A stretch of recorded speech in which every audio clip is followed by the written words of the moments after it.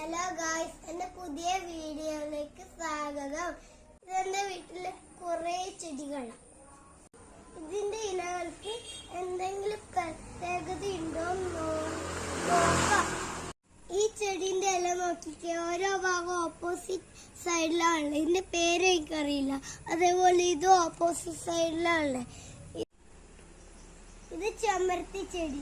ഒന്ന് മോളും താടിയോ, ഒന്ന് മോൾ താടിയോ, സ്റ്റെപ്പ് പോലെ ഇല്ല. ഇത് ഓപ്പോസിറ്റ് സൈഡല്ല. അതില് പിന്നെ കുറച്ചു മാസം കഴിയുമ്പോ ഈ മുട്ടുപൊടിന് ചുവന്ന പൂ വരും.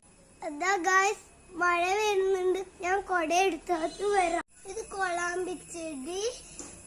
ഇതില് ഇലകള് ഇത് ഒരു പോയിന്റിന്ന് 4 ഇലകളും. ഇത് ഓപ്പോസിറ്റ് പോലെയും അല്ല, സ്റ്റെപ്പ് പോലെയും അല്ല.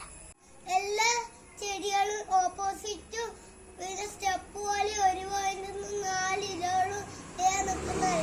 എല്ലാം താഴെയായ സൂര്യപ്രകാശം കിട്ടാതെ കരിഞ്ഞു പോകൂലേ. അതുകൊണ്ട് ഇതിന് സൂര്യപ്രകാശം കിട്ടിയാലേ ഭക്ഷണം കഴിക്കാൻ പറ്റും. അതുകൊണ്ടല്ല ഇങ്ങനെ ഓരോ ഭാഗത്തിൽ നിൽക്കുന്നത്.